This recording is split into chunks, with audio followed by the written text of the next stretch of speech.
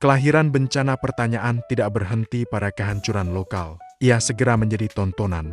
Saluran siaran dibuka secara paksa, menembus keheningan yang tersisa setelah kelahiran Ming Ilsang. Dokaibi tidak menyajikan bencana sebagai tragedi, melainkan sebagai kesempatan. Gambar-gambar kehancuran disusun rapi, sudut pengambilan diatur untuk memaksimalkan ketegangan, dan narasi disederhanakan agar mudah dicerna. Seorang anak laki-laki telanjang berdiri di pusat kehancuran. Label dipasang di atas kepalanya. Bencana pertanyaan peringkat SSS. Peringkat itu bekerja lebih cepat daripada api. Manusia yang sebelumnya bersembunyi kini bergerak keluar. Ketakutan tidak menghilang. Ia berubah menjadi dorongan. Dorongan untuk memiliki, untuk menjadi pusat cerita, untuk meraih sesuatu yang dikatakan tidak mungkin diraih. Dokaibi memicu gelombang itu dengan presisi kejam. Sub-skenario baru diumumkan ke seluruh wilayah Seoul. Aturannya sederhana dan berbahaya. Siapapun yang berkontribusi pada penaklukan bencana pertanyaan akan menerima hadiah luar biasa. Dunia langsung merespon.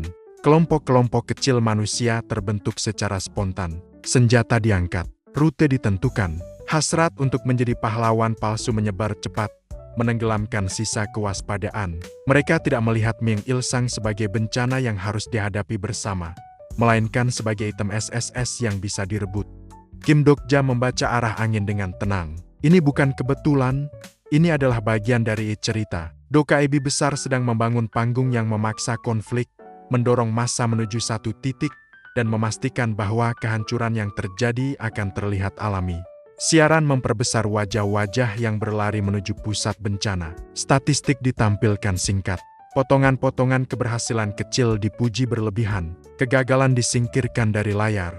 Kebencian dipelihara. Ming Ilsang diposisikan sebagai pusat semua malapetaka. Setiap kerusakan disematkan padanya. Setiap korban baru ditambahkan sebagai bukti. Dunia diarahkan untuk menyepakati satu kesimpulan sederhana. Jika bencana itu mati, semuanya akan beres. Kim Dokja melihat jebakan itu dengan jelas. Pemburuan massal tidak dimaksudkan untuk menang. Ia dirancang untuk mempercepat pelepasan segel. Setiap pendekatan gegabah akan memancing pertanyaan baru. Setiap jawaban spontan akan membuka lapisan kehancuran berikutnya. Dokaibi tahu itu. Dan justru karena itu, mereka mendorong manusia untuk mendekat. Tekanan di sekitar Ming Ilsang meningkat. Getaran di udara menandakan segel-segel yang mulai melemah. Sistem mencatat lonjakan probabilitas, bukan ke arah keselamatan, melainkan ke arah tontonan yang lebih besar. Kim Dokja merasakan satu kepastian yang dingin. Ini bukan skenario untuk diselesaikan dengan kekuatan. Ini adalah perburuan yang diciptakan agar gagal. Ia berdiri di pinggir arus massa, tidak ikut terseret, tidak pula mencoba menghentikan mereka secara langsung. Upaya frontal hanya akan membuatnya terlihat sebagai penghalang cerita yang menarik dan itu akan menguntungkan Dokaibi. Sementara siaran terus berputar, satu narasi sedang dipatenkan, bahwa siapapun bisa menjadi pahlawan, asal cukup nekat. Gelombang manusia mencapai pusat kehancuran lebih cepat dari perkiraan. Dorongan kolektif meniadakan kehati-hatian. Mereka datang dari berbagai arah, membawa senjata yang beragam. Sebagian besar tidak layak menghadapi apapun selain sesama manusia. Namun di hadapan siaran yang terus membakar emosi, rasionalitas runtuh lebih dulu. Ming Ilsang berdiri di tengah mereka. Ia tidak bergerak untuk melarikan diri, tidak pula menunjukkan tanda perlawanan. Tubuh kecil itu hanya mengamati, seolah mencoba memahami mengapa dunia ini bergegas mendekatinya dengan kebencian yang begitu terarah. Pertanyaan pertama terlepas, bukan sebagai suara keras, melainkan sebagai resonansi yang menembus kerumunan. Beberapa orang terhenti mendadak. Wajah mereka membeku, pikiran mereka terjebak pada satu dorongan untuk jawaban refleks yang tidak bisa dikendalikan. Segel pertama pun terbuka. Udara bergetar, lalu runtuh di satu titik. Api hitam muncul tanpa panas, melayang sebentar sebelum meledak dengan gaya tekan murni. Small black fire kanan menghantam bangunan terdekat, menghancurkan struktur beton seolah terbuat dari kertas basah. Dan jeritan menggema. Kerumunan yang tadinya maju kini terpental. Tubuh-tubuh beterbangan, beberapa terhempas tak bernyawa, yang lain hanya kehilangan arah. Namun siaran tidak berhenti. Kamera menyorot kehancuran, memperbesar dampak, menambahkan keterangan statistik yang dingin. Segel kedua terbuka. Serangan berikutnya datang lebih cepat. Api hitam membentuk lintasan pendek, lalu menabrak jalan utama. Aspal terangkat, kendaraan terbalik, dan gelombang kejut menyapu barisan manusia yang masih mencoba berdiri. Ming Il-sang tidak terlihat marah. Ia juga tidak terlihat senang. Ia hanya menjalankan fungsinya. Kim Dok-ja mengamati dari jarak aman.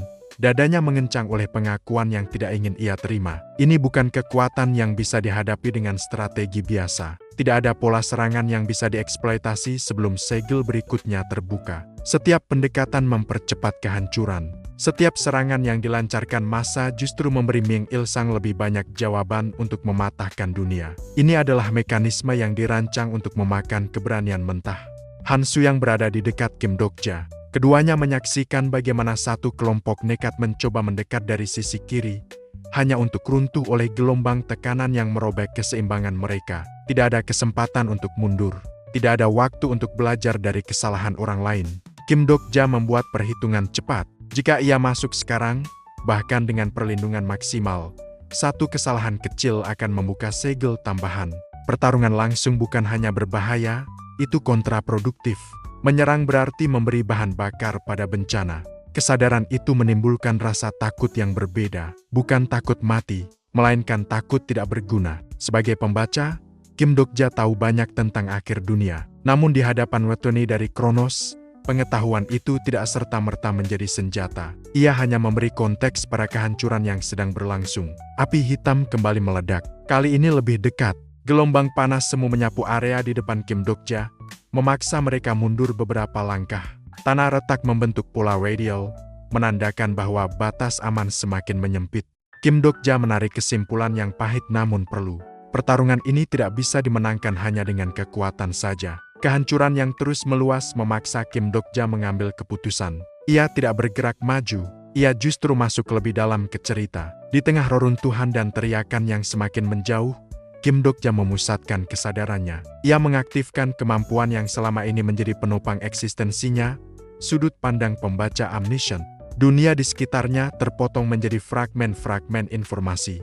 Gerakan massa menjadi data, ledakan menjadi angka, dan lintasan api hitam berubah menjadi rangkaian sebab akibat. Kim Dok-ja membaca. Ia melihat urutan pembukaan segel, jeda waktu di antara pertanyaan, dan momen mikro di mana Ming Il-sang mengalihkan perhatian. Informasi itu datang deras, hampir berlebihan, mengisi pikirannya dengan kepastian teknis.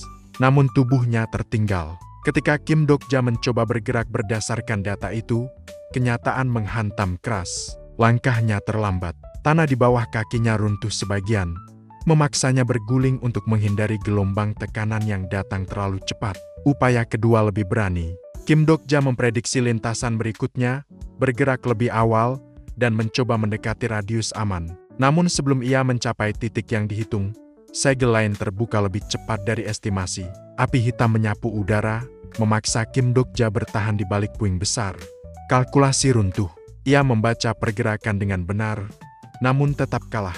Kesadaran itu datang seperti pukulan telak. Sudut pandang pembaca omniscient memberinya informasi, tetapi tidak memberinya tubuh yang mampu mengeksekusi informasi itu. Ia melihat dunia bergerak, tetapi tidak cukup cepat untuk mengikutinya. Kim Dok-ja teringat Yu Jong-hyuk. Sosok itu selalu bergerak mendahului kehancuran, bukan karena ia tahu segalanya, tetapi karena tubuh dan instingnya telah ditempa oleh kegagalan berulang. Kim Dok-ja tidak bisa meniru itu, namun ia juga tidak bisa kembali menjadi penonton. Di sela-sela ledakan dan runtuhan, Kim Dok-ja bertanya pada dirinya sendiri, bukan pertanyaan bencana, melainkan pertanyaan eksistensial yang jauh lebih sunyi. Apa yang bisa ia lakukan dengan baik? Jawabannya tidak datang sebagai wahyu. Ia datang sebagai pengakuan jujur. Kim Dok-ja tidak unggul dalam kekuatan. Ia tidak unggul dalam kecepatan. Ia unggul dalam memahami karakter, cara mereka bergerak, cara mereka bertarung, dan cara mereka bertahan. Ia tidak bisa menjadi protagonis, namun ia bisa meminjam protagonis. Kesadaran itu membuka celah baru. Sudut pandang pembaca omniscient bergetar, bukan sebagai tanda kegagalan, melainkan sebagai tanda transisi. Kim Dok-ja merasakan batas kemampuan itu bergeser. Informasi yang ia terima tidak lagi berdiri sendiri. Ia mulai terhubung dengan potensi lain yang selama ini tidak ia sentuh. Sesuatu yang bukan membaca dunia, melainkan membaca manusia. Di kejauhan, Ming Il-sang membuka segel lain. Api hitam kembali meledak, menelan sisa bangunan yang masih berdiri. Kehancuran mendekat dan waktu untuk bereksperimen hampir habis. Namun Kim Dokja tidak lagi panik. Ia telah menemukan arah. Jika ia tidak bisa bertindak sebagai dirinya sendiri, maka ia akan bertindak sebagai mereka yang pernah ia baca. Kesadaran Kim Dokja berhenti mencari jalan yang tidak bisa ia tempuh. Ia berhenti memaksa tubuhnya menjadi sesuatu yang bukan dirinya. Sebagai gantinya, ia membuka ruang yang selama ini hanya ia fahami secara teori, ruang di mana cerita dan karakter saling bertaut. Bookmark, kemampuan itu aktif bukan sebagai ledakan energi, melainkan sebagai pengakuan. Kim Dokja memilih satu sosok yang telah ia fahami sampai ke detail terdalam, bukan hanya kekuatannya, tetapi cara ia bergerak, bernapas, dan bertahan. Pilihan itu jatuh pada putra Laikon dari Imyuntar. Dalam sekejap, tubuh Kim Dokja berubah, bukan secara fisik, melainkan secara ritma. Otot-ototnya masih manusia, namun aliran mana mengikuti pola yang berbeda. Napasnya menyatu dengan arus udara. Berat tubuhnya terasa berkurang, seolah dunia sendiri mengangkat langkahnya. Way of the Wind, jalan yang sebelumnya menolaknya kini terbuka, bukan karena Kim Dokja sudah cukup berbakat untuk menguasainya, melainkan karena ia sadar kemampuan dari dirinya sendiri. Langkah pertama meluncur tanpa suara. Kim Dokja bergerak menyamping, mengikuti celah sempit di antara dua gelombang tekanan. Api hitam yang meluncur ke arahnya terbelah tipis. Ia sudah tidak berada di lintasan itu saat serangan tiba. Kecepatan bukanlah kunci. Yang berubah adalah posisi terhadap dunia. Langkah berikutnya membawa Kim Dokja lebih dekat ke Meng Ilsang. Tanah yang runtuh di belakangnya terasa seperti konsekuensi yang terlambat. Setiap gerakan mengikuti alur angin yang tidak kasat mata, membuatnya selalu berada setengah langkah lebih maju dari kehancuran. Meng Ilsang merespon. Segel lain bergetar mencoba terbuka. Api hitam terkondensasi, siap dilepaskan. Namun sebelum ia mencapai kepadatan maksimal, Kim Dokja bergerak lagi. Ia memutar tubuh, membiarkan arus udara menyeretnya ke atas, lalu mendarat di titik yang tidak terduga. Serangan meleset. Kim Dokja tidak menyerang balik. Ia masih tetap mengamati pergerakan lawannya. Dengan Way of the Wind aktif, ia mulai melihat celah baru. Bukan pada kekuatan Meng Ilsang, tetapi pada ruang di sekitarnya. Setiap pembukaan segel menciptakan distorsi kecil, area di mana tekanan dunia tidak stabil. Itulah titik lemahnya. Kim Dokja memanfaatkan satu distorsi, memotong masuk, lalu keluar sebelum tekanan menutup kembali. Gerakannya tidak meninggalkan jejak jelas, membuat Meng Ilsang sulit menentukan posisi lawan. Namun kemampuan ini memiliki harga. Bookmark menggerogoti stamina Kim Dokja dengan cepat. Tubuhnya menanggung beban dua eksistensi sekaligus. Setiap langkah menuntut konsentrasi penuh. Kesalahan kecil akan membuat sinkronisasi runtuh. Kim Dokja tidak panik. Ia tahu, ini bukan solusi jangka panjang. Ini adalah jendela kesempatan. Dan jendela itu hanya terbuka karena ia memilih untuk tidak menjadi pahlawan tunggal. Ia memilih untuk menjadi pembaca yang meminjam kekuatan cerita. Di kejauhan, Yoo Jong-hyuk bergerak. Ia membaca perubahan itu dengan instingnya sendiri, menyesuaikan posisi, bersiap mengambil peran yang hanya bisa ia jalankan. Pertarungan ini tidak akan dimenangkan oleh satu orang. Namun untuk pertama kalinya sejak bencana dimulai, keadaan tidak sepenuhnya berada di tangan kehancuran. Kim Dokja telah menemukan caranya untuk berdiri di panggung tanpa harus menjadi pemeran utama. Way of the Wind tidak diciptakan untuk menyerang, ia diciptakan untuk mengosongkan. Saat Kim Dokja bergerak mengitari Meng Ilsang, alur angin membentuk lintasan tertutup. Setiap langkah tidak menekan udara, melainkan menariknya menjauh. Tekanan di pusat medan berkurang drastis, menciptakan ruang aneh yang terasa hening di tengah kehancuran. Inilah prinsipnya, penjara vakum, bukan kurungan fisik, melainkan area di mana pertukaran energi terhenti. Api hitam yang hendak terkondensasi kehilangan medium. Getaran pertanyaan tidak menemukan pantulan. Dunia di sekitar Meng Ilsang berhenti merespon. Namun penjara ini tidak bisa berdiri sendiri. Kim Dokja merasakan batas Bookmark semakin dekat. Sinkronisasi dengan putra Laikon menipis. Setiap langkah tambahan menggerus kesadaran dan stamina. Ia membutuhkan satu pilar, seseorang yang bisa menahan inti bencana dari dalam. Yoo Jong-hyuk bergerak tepat pada saat itu. Tubuhnya menerobos batas penjara tanpa ragu, menahan tekanan residual yang masih tersisa. Ia tidak mencoba menyerang dengan teknik rumit. Ia menancapkan diri sebagai jangkar, menahan Meng Ilsang agar tidak keluar dari area vakum yang terus menyusut. Segel-segel bencana bergetar hebat. Tanpa udara, tanpa medium, setiap upaya pembukaan segel justru memakan energi Ming Il-sang sendiri. Cahaya di sekelilingnya meredup satu persatu, seiring penjara vakum mengunci ruang. Kim Dokja menyesuaikan lintasan. Ia memperkecil radius, menjaga agar penjara tetap stabil. Setiap koreksi harus presisi. Terlalu cepat akan meruntuhkan struktur, terlalu lambat memberi celah bagi bencana untuk lolos. Keringat dingin mengalir, namun langkahnya tetap terjaga. Di pusat penjara, Ming Il-sang melemah. Bukan karena terluka, melainkan karena kehilangan konteks. Pertanyaan-pertanyaannya tidak lagi menemukan jawaban. Tanpa jawaban, fungsi bencana kehilangan pijakan. Dunia menolak untuk beresonansi. Yu Jong-hyuk mengambil langkah terakhir. Ia menyerap sisa mana yang terlepas dari segel-segel yang runtuh, menahan lonjakan terakhir agar tidak merembes keluar. Tubuhnya menanggung tekanan berlapis energi kronos, sisa probabilitas, dan kelelahan regres yang lama tertimbun. Kim Dokja menyadari apa yang akan terjadi. Penjara vakum tidak membunuh. Ia hanya menghentikan. Akhir harus datang dari seseorang yang bersedia menanggung konsekuensinya. Ming Il-sang runtuh di dalam penjara yang hening. Cahaya terakhir padam, dan fungsi bencana berhenti sepenuhnya. Dunia di sekitarnya mulai kembali bergerak, udara mengalir pelan, dan suara runtuhan terdengar kembali. Yu Jong-hyuk menyelesaikannya. Tindakan itu cepat, bersih, dan tanpa keraguan. Bukan sebagai pembunuh, melainkan sebagai seseorang yang mengakhiri sebuah anomali agar dunia bisa melanjutkan cerita. Penjara vakum runtuh bersamaan dengan bookmark. Kim Dokja terhuyung, nyaris kehilangan keseimbangan. Sinkronisasi terputus, dan tubuhnya kembali sepenuhnya menjadi miliknya sendiri. Kelelahan menghantam sekaligus, namun ia tetap berdiri. Kematian bencana pertanyaan tidak membawa keheningan. Ia justru memicu kegaduhan yang lebih besar. Di Star Stream, arus perhatian berbalik arah dengan kecepatan yang brutal. Probabilitas melonjak, grafik penonton melonjak, dan saluran-saluran siaran mulai saling bertabrakan. Hadiah diumumkan, item peringkat tinggi, koin dalam jumlah besar, dan pengakuan sistem dijatuhkan seperti hujan. Dunia dipaksa percaya bahwa semua ini adalah akhir yang pantas, bahwa kehancuran dan korban yang terjadi telah terbayar dengan tontonan yang memuaskan. Namun di balik itu, satu saluran runtuh.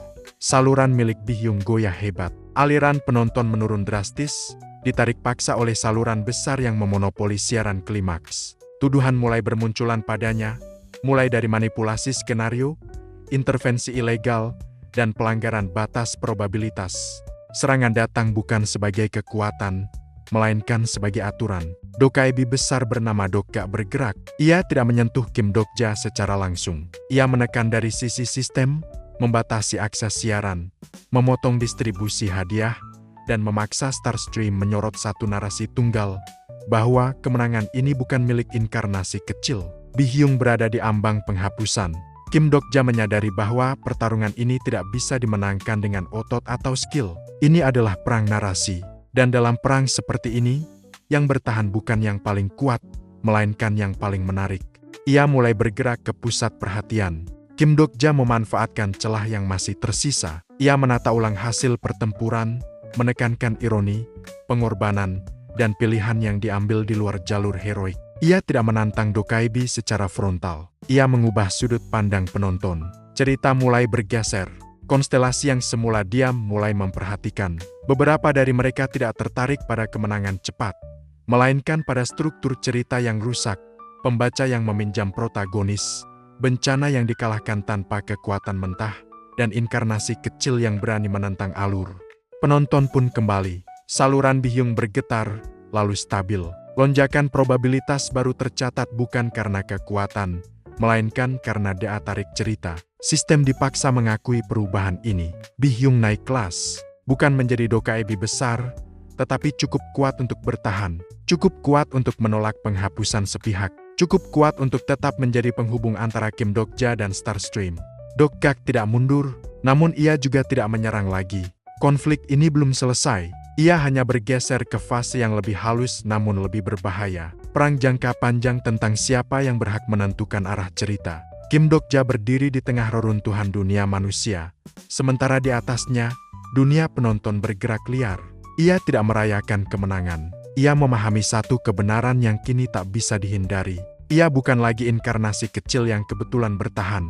Ia telah menjadi variabel yang mengganggu ekosistem cerita yang tidak seharusnya ada. Dunia tidak selalu berubah dengan suara keras. Terkadang, perubahan datang tanpa gemuruh, tanpa kehancuran yang bisa ditunjuk sebagai awalnya. Ia datang dalam bentuk pergeseran kecil, pola yang tak lagi sejalan, kebetulan yang terlalu sering terjadi, dan hasil yang tidak lagi bisa dijelaskan oleh hukum lama. Kim Dokja merasakannya bahkan sebelum sistem mengakuinya. Udara di sekitarnya terasa berbeda, seolah sedang menunggu sesuatu. Langit tidak menunjukkan tanda-tanda kehancuran, namun dunia seakan menahan napas. Dan kemudian, sistem berbicara dengan nada pengamatan. Skenario baru telah dimulai. Ia tidak datang seperti skenario-skenario sebelumnya. Tidak ada monster yang langsung muncul. Tidak ada batas waktu yang ditentukan dan tidak ada perintah untuk bertahan hidup. Yang ada hanyalah satu penetapan, bahwa dunia ini telah mulai menyimpang, dan bahwa penyimpangan itu disebut sebagai singularity. Ini merupakan sebuah peringatan. Sistem menjelaskan secara singkat, namun cukup jelas untuk menimbulkan kegelisahan. Singularity adalah titik di mana alur dunia tidak lagi mengikuti kemungkinan normal. Sebuah eksistensi yang tidak bisa lagi dihitung dengan rumus lama. Sebuah keberadaan yang membuat hasil menjadi tidak dapat diprediksi. Dan lebih buruk dari itu, singularity tidak selalu berupa kehancuran. Terkadang, ia berbentuk seseorang. Skenario ini tidak meminta Kim Dokja untuk melawan. Tidak pula memintanya untuk menyelamatkan. Ia hanya menetapkan satu tujuan, bahwa penyimpangan ekstrem harus diamati, dan bila perlu dihentikan. Namun Kim Dokja tahu, dunia tidak pernah perlu mengatakan itu secara eksplisit. Kondisi gagal tidak diumumkan dengan tegas, namun implikasinya jelas. Jika singularity berkembang tanpa kendali, struktur probabilitas dunia akan runtuh. Artinya, dunia akan kehilangan masa depan yang bisa diprediksi, dan itu adalah hal yang tidak bisa diterima oleh para penonton kosmik. Kim Dokja tidak memerlukan laporan panjang untuk memahami satu hal. Skenario ini tidak ditujukan untuk dunia. Ini ditujukan untuknya. Ia bukan lagi peserta, ia bukan lagi inkarnasi kecil yang beruntung bisa bertahan. Ia kini adalah variabel yang dipertimbangkan atas kehadirannya, dan dunia tidak menyukainya. Di Starstream, makhluk-makhluk yang tidak pernah menapakkan kaki di tanah sedang memperhatikannya. Mereka tidak berbicara dengan suara. Mereka berbicara dengan probabilitas, perhatian, dan arah alur cerita. Mereka tidak marah namun mereka penasaran. Dan di antara semua jenis perhatian, itulah yang paling berbahaya. Kim Dokja berdiri di antara puing-puing kota yang belum sepenuhnya tenang. Bau asap masih menggantung. Retakan di tanah belum sepenuhnya menyatu. Dunia ini masih terluka. Namun kini, ia tidak lagi dipandang sebagai seseorang yang terluka bersama dunia. Ia dipandang sebagai sesuatu yang menyebabkan luka itu terjadi. Han Suyang dan Yu Jong-hyuk berdiri tidak jauh darinya. Mereka tidak mendengar laporan sistem dengan cara yang sama. Mereka tidak melihat grafik probabilitas atau label kosmik. Namun mereka bisa merasakan satu hal yang sama. Sejak hari itu, dunia tidak lagi melihat Kim Dokja sebagai alat. Ia mulai diperlakukan sebagai masalah. Dan dunia selalu punya cara untuk menghadapi masalah. Perubahan besar tidak selalu datang dalam bentuk kehancuran. Terkadang, ia datang sebagai kunjungan. Langit tidak terbelah, tidak ada kilat yang menyambar. Namun dunia seolah kehilangan satu lapisan realitasnya, seperti kain tipis yang ditarik perlahan, memperlihatkan sesuatu yang tidak seharusnya terlihat. Kim Dokja merasakannya lebih dulu daripada yang lain. Tekanan itu bukan berasal dari tanah, bukan dari udara, melainkan dari atas. Dari tempat di mana dunia ini hanya dianggap sebagai layar. Dan dari tekanan itu sesuatu turun. Ia tidak muncul sebagai makhluk bersayap, tidak pula sebagai dewa dalam bentuk fisik. Yang turun hanyalah hawa kehadiran, sesuatu yang terlalu besar untuk benar-benar masuk ke dunia ini, sehingga ia hanya memproyeksikan sebagian kecil dari dirinya. Nama itu tercatat dalam sistem dengan sangat tenang. Dia adalah Aryadni, salah satu dari dewa Olympus. Kim Dokja langsung memahami implikasinya. Ini bukan kunjungan, ini adalah inspeksi terhadap dirinya. Sistem mengizinkan satu bentuk komunikasi yang sangat terbatas. Bukan sebagai percakapan biasa, melainkan sebagai struktur kuno yang digunakan oleh entitas tingkat tinggi untuk bertukar kehendak. Ia disebut pertukaran 3 pertanyaan, sebuah kontrak pengetahuan. Masing-masing pihak boleh mengajukan 3 pertanyaan. Tidak ada kebohongan, tidak ada pengelakan, dan tidak ada manipulasi. Hanya kebenaran. Dan kebenaran di tangan makhluk kosmik seringkali lebih mematikan daripada pedang. Pertanyaan pertama yang diajukan bukan tentang Kim Dokja, ia tentang dunia, tentang penyimpangan, tentang probabilitas, dan mengapa kehancuran tidak lagi mengikuti pola lama. Awiani tidak meminta izin dan menjelaskan bahwa dunia ini telah mendekati titik yang disebut singularity kosmik, sebuah kondisi di mana satu variabel menjadi cukup besar untuk memengaruhi keseluruhan sistem, bukan sebagai raja, bukan sebagai dewa, melainkan sebagai pusat penyimpangan. Kim Dokja bukan pusat kekuatan, ia adalah pusat ketidakpastian, dan dunia yang ditonton jutaan makhluk tidak bisa dibiarkan tidak pasti. Pertanyaan kedua lebih tajam, yang mulai mengarah mengenai pribadi Kim Dokja, tentang mengapa seseorang yang tidak memiliki kekuatan dominan bisa mengubah begitu banyak hasil, tentang bagaimana ia menghentikan bencana yang seharusnya tak terhentikan, dan tentang bagaimana ia melawan sistem tanpa melanggar ketentuan pada sistem. Kim Dokja tidak menjawab dengan pembelaan. Ia tidak menyangkal. Ia hanya mengakui satu hal yang membuat semua entitas kosmik merasa tidak nyaman, bahwa ia tidak mengikuti cerita. Ia membacanya, dan pembaca tidak pernah benar-benar berada di dalam cerita. Mereka melihat celah, mereka melihat ironi, mereka melihat struktur, dan ketika struktur itu cukup dipahami, ia bisa digeser.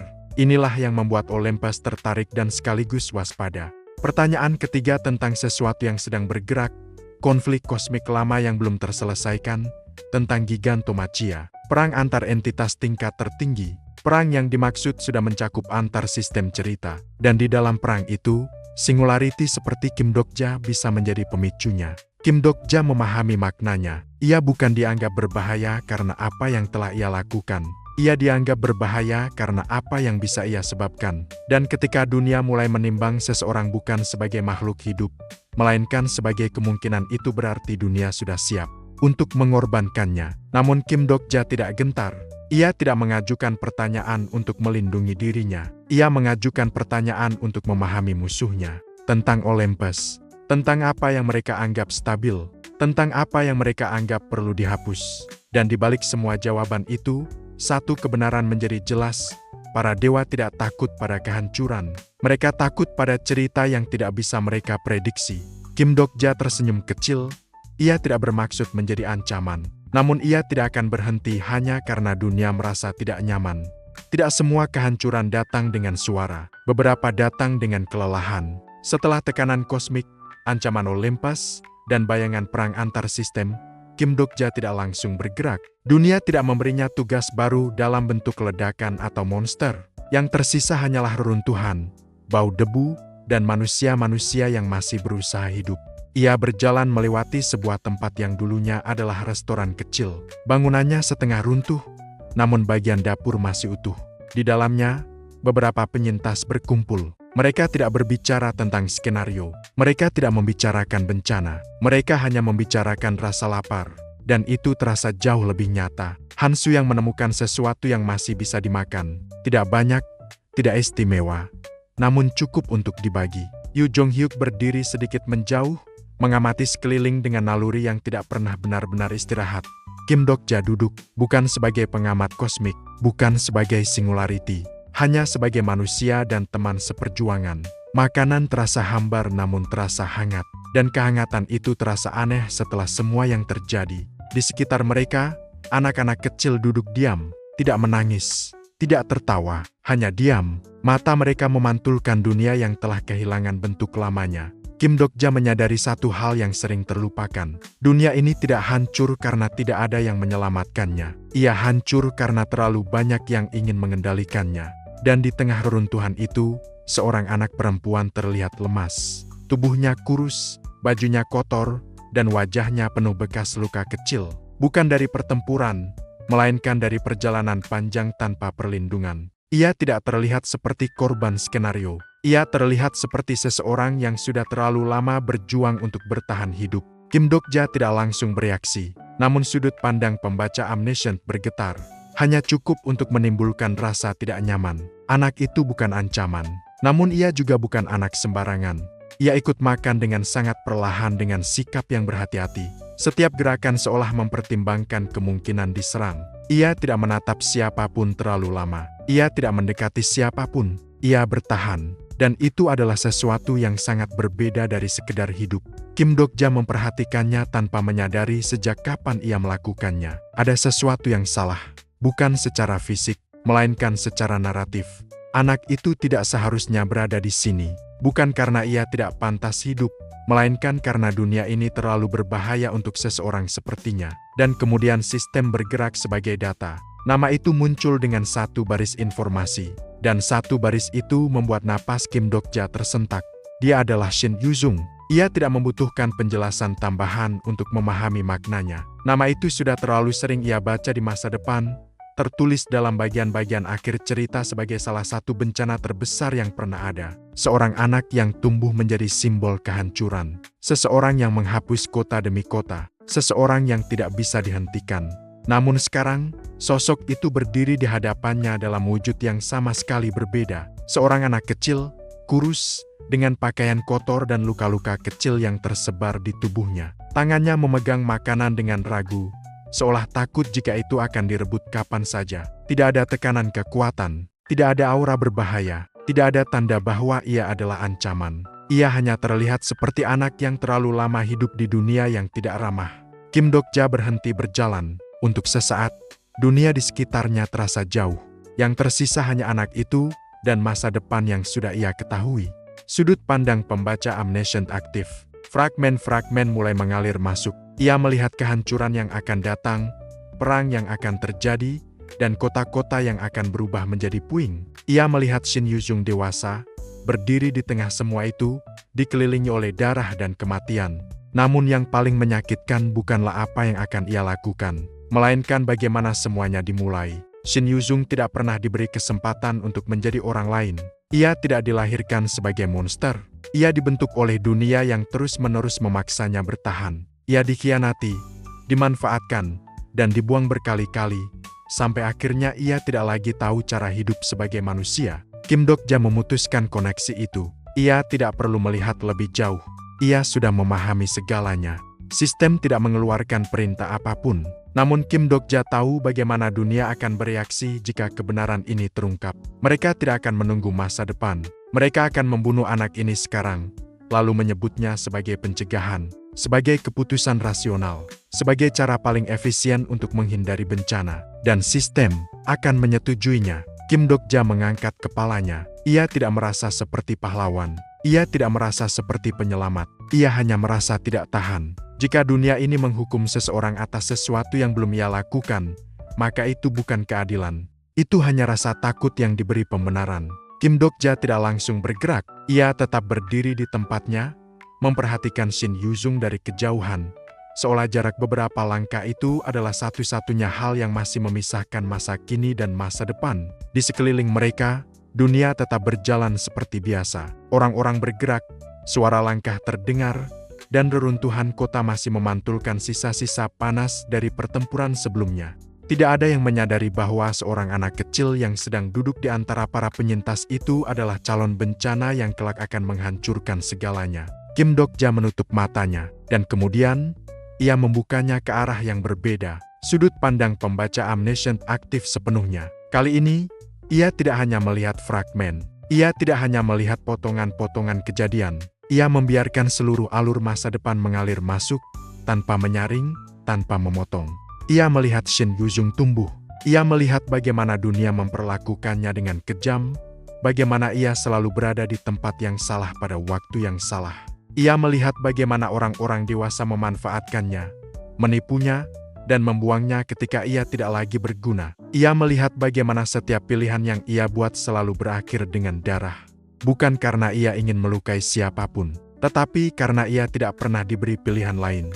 Kim Dokja melihatnya berjalan sendirian di jalanan yang hancur, dikelilingi oleh mayat, bukan sebagai penjahat, melainkan sebagai seseorang yang sudah terlalu lama kehilangan segalanya. Ia melihat bagaimana setiap kali ia mencoba mempercayai seseorang, kepercayaan itu berakhir dengan pengkhianatan. Ia melihat bagaimana dunia perlahan-lahan mengajarinya satu hal, bahwa belas kasihan tidak berguna, bahwa kepercayaan adalah kelemahan, bahwa untuk bertahan, ia harus menjadi sesuatu yang ditakuti, dan suatu hari, ia benar-benar menjadi bencana. Kim Dokja menarik napas panjang. Ini bukan sekedar membaca cerita. Ini seperti menyaksikan hidup seseorang diputar ulang, dengan akhir yang sudah ditentukan. Ia membuka matanya kembali.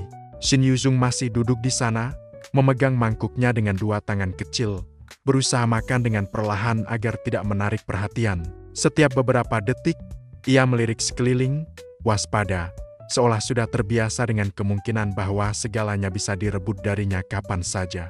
Ia tidak terlihat seperti calon penghancur dunia. Ia terlihat seperti anak yang tidak pernah merasa aman.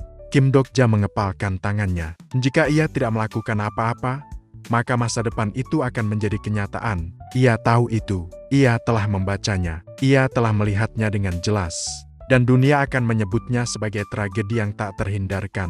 Namun Kim Dok-ja tidak pernah menyukai kata tak terhindarkan. Ia telah melihat terlalu banyak akhir dunia untuk mempercayainya. Ia melangkah maju dengan pelan, berhati-hati, seolah setiap langkah adalah keputusan yang tidak bisa ditarik kembali.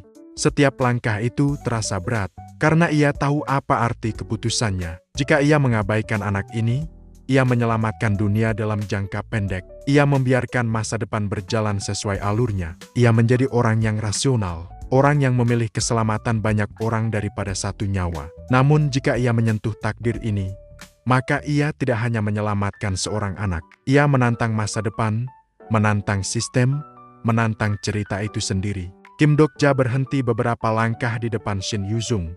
Ia menatap anak itu, dan untuk sesaat, semua yang ia lihat bukanlah bencana, bukanlah statistik, bukanlah fragmen masa depan. Ia hanya melihat seseorang yang masih bisa diselamatkan. Dan itu sudah cukup. Ia bisa saja pergi sekarang. Tidak ada yang akan menghentikannya. Dunia akan tetap berjalan. Masa depan yang telah ia lihat akan tetap terjadi. Semua akan terasa benar di atas kertas. Namun, justru itulah yang membuatnya tidak bisa bergerak. Ia sudah melihat apa yang akan terjadi pada anak ini. Sudah membaca akhirnya, sudah tahu bagaimana dunia akan memperlakukannya dan tahu betul bahwa ini bukan soal kemungkinan, melainkan soal waktu. Dan untuk pertama kalinya, ia tidak ingin menjadi pembaca, menutup akses sudut pandang pembaca omniscient. Bukan karena lelah, tetapi karena tidak ingin melihat lagi masa depan yang sama. Ia tidak ingin mengandalkan informasi, dan ingin mengambil keputusan sebagai manusia, bukan sebagai seseorang yang sudah tahu akhir cerita. Kim Dok-ja melangkah maju. Langkahnya tidak cepat, tidak ragu-ragu. Ia berjalan seperti seseorang yang tahu bahwa apa yang akan ia lakukan tidak bisa ditarik kembali. Beberapa penyintas meliriknya sekilas, lalu kembali ke urusan masing-masing. Tidak ada yang merasa perlu memperhatikan lebih jauh. Di dunia ini, terlalu banyak hal yang lebih mendesak untuk dipikirkan. Kim Dok-ja berhenti di depan Shin Yuzung. Anak itu mendongak, menatapnya dengan mata yang penuh kewaspadaan. Ia tidak berkata apa-apa, tidak menjerit, dan hanya mengamati, siap melarikan diri jika perlu. Kim Dok-ja merasakan sesuatu yang aneh di dadanya, rasa tanggung jawab. Sistem mulai bergerak sebagai konfirmasi atas tindakan yang akan Kim Dok-ja lakukan. Biasanya, hubungan antara sponsor dan inkarnasi terbentuk antara konstelasi dan manusia. Hubungan itu selalu tidak seimbang. Yang satu memberi kekuatan, yang lain membayar dengan hidupnya. Namun Kim Dok-ja bukan konstelasi. Ia hanyalah seorang inkarnasi. Dan itulah yang membuat pilihannya terasa salah sekaligus berbahaya. Jendela sistem terbuka. Kim Dok-ja menyatakan niatnya. Ia akan menjadi sponsor Shin Yuzung. Ia melakukannya karena ia memilih. Dunia seolah berhenti sejenak. Bukan secara fisik, melainkan secara probabilitas. Di Starstream, perhatian mulai berkumpul. Beberapa konstelasi yang sebelumnya hanya mengamati mulai menunjukkan reaksi. Ada yang tertarik, ada yang tidak percaya, ada yang merasa terganggu. Ini bukan hal yang normal. Seorang inkarnasi mengambil peran sponsor. Keputusan itu akan membawa konsekuensi. Jika Shin Yuzung gagal, maka semua yang akan terjadi kelak akan menjadi kesalahan Kim Dok-ja. Dunia tidak akan menyalahkan anak itu. Mereka akan menyalahkannya. Ia akan disalahkan sebagai orang yang membiarkan bencana hidup. Akan disebut sebagai orang yang mengorbankan dunia demi satu nyawa. Akan disebut sebagai orang yang bodoh. Dan mungkin, mereka tidak sepenuhnya salah. Namun Kim Dok-ja tidak bisa menerima dunia yang memutuskan bahwa seseorang harus mati hanya karena masa depannya buruk. Ia sudah melihat terlalu banyak dunia yang berakhir seperti itu. Di kejauhan, Yu Jong-hyuk mengamati dengan wajah datar. Ia tidak mengganggu. Namun jelas bahwa ia memahami betul apa arti keputusan ini.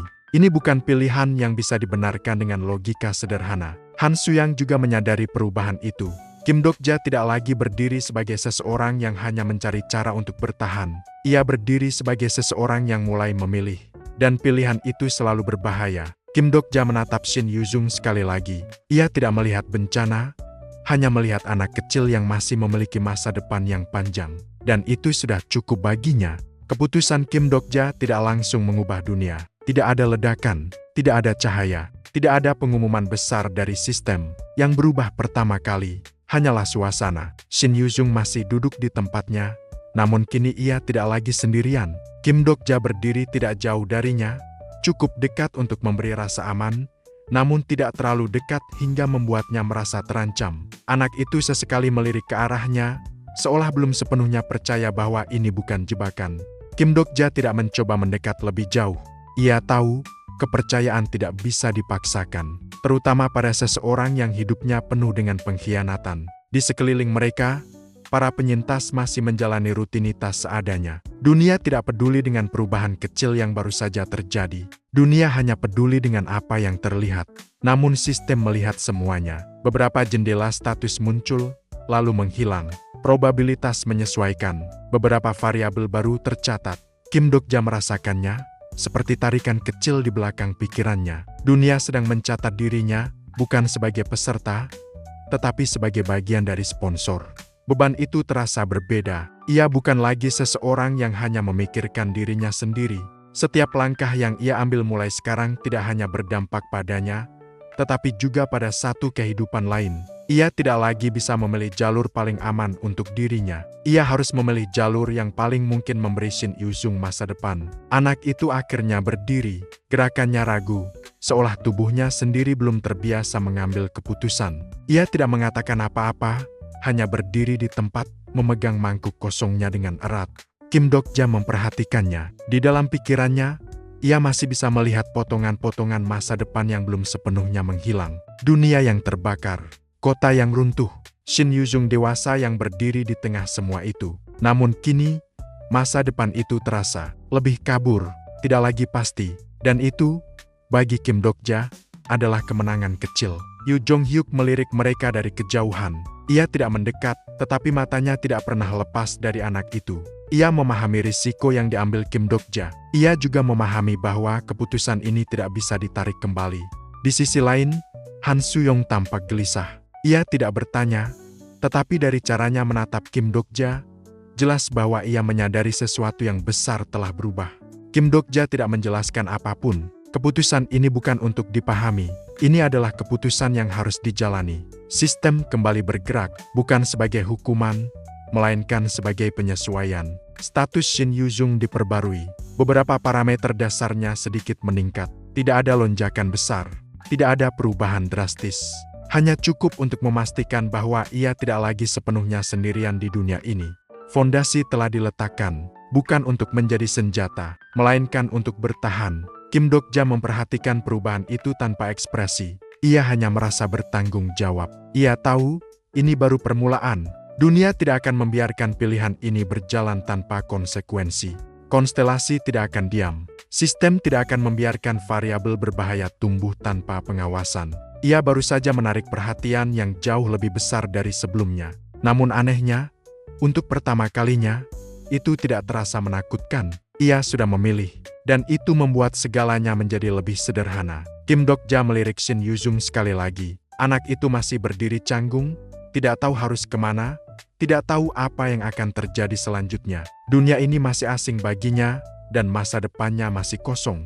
Namun kali ini, kosong itu bukan lagi kutukan. Itu adalah ruang untuk berubah, ruang untuk gagal, ruang untuk hidup. Dan Kim Dokja akan berdiri di sana, bukan sebagai pembaca, melainkan sebagai seseorang yang ikut menulis. Kim Dokja tidak mengubah dunia hari ini. Ia hanya mengubah satu kehidupan. Namun dalam dunia yang dibangun di atas cerita, mengubah satu kehidupan seringkali cukup untuk mengubah segalanya.